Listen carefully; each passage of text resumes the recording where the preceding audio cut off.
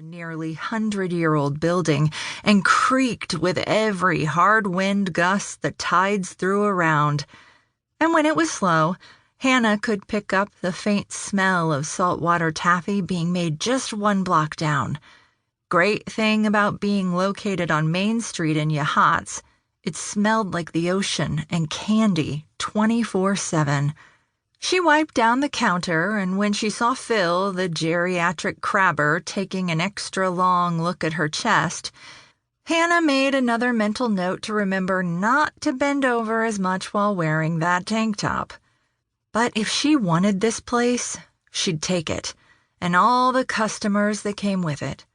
Her boss, the owner, was looking to sell, and Hannah was ready to buy. The place made good money, and she could finally have something for herself, outright and owned. She just had to get Mr. Bangs on board. He'd said he'd give her first opportunity to buy the place, and with her entire life savings, she thought she could convince the bank that she was worth a small business loan for the rest. She just needed details from Mr. Bangs. Problem was, he never bothered to show up, really, or do much of anything when it came to the bar, which was why Hannah pretty much ran the place already. "You ever wear lipstick?" Phil said between the 8 teeth he had left in his mouth. "Excuse me?" Hannah said. "Just asking if you wear lipstick. Would make you look real pretty." She rolled her eyes. If Phil wasn't as old as the damn ocean, she'd smack him. Instead, she smiled her lipstick-free smile and said, "Nope." The word pretty hung in the air, though. Very rarely had she ever felt pretty, much less looked it. She was always working and always in some kind of ripped denim and tank top. Her hair was black and her eyes were blue, 2 qualities she'd inherited from her father, and she chose not to draw attention to either with makeup or products. She didn't need a reminder of whom she came from. She tried to outrun that fact every day, and to do so she looked in the mirror as little as possible. "One of them tough girls. What do they call those?" Phil mumbled to himself. But Larry chimed in from 2 seats away. "Tomboy. She's a tomboy." "Well, glad one of us in this joint is some kind of boy, because between the 2 of you, you're pushing 300 years old." Larry just shook his head, and Phil laughed.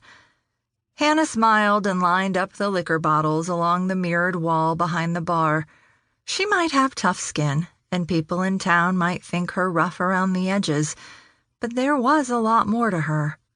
She'd risen above enough to get respect from the majority of the townspeople, if not a little fear, which was something she could deal with.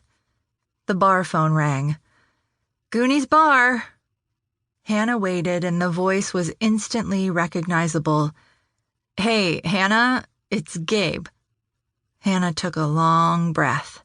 Gabe Cleary, a.k.a. Deputy Gabe Cleary, a.k.a. the same Gabe Cleary she'd gone to grade school with, who now was the law of the town. She instantly knew what the call was about before he said the words she'd heard 100 times over the past several years. "I've got your father here," he said. "What is it this time?" Hannah asked, hoping it was just a drunk and disorderly and not something more serious like a DUI or an assault. "Intoxicated in public." Thank God. "He's sleeping it off in the drunk tank. You can come get him if you want, but he's welcome to stay until morning." Stay in the cell? Wouldn't be the first time. Yet Hannah always went running to clean up her dad's messes. But she couldn't leave the bar, and she had no desire to go get him when he was passed out wasted. He was safe in the cell for now. "I'll swing by after I close up the bar tonight," she said. The mental list of hers was getting longer, and the pain in her neck throbbed harder. "No problem.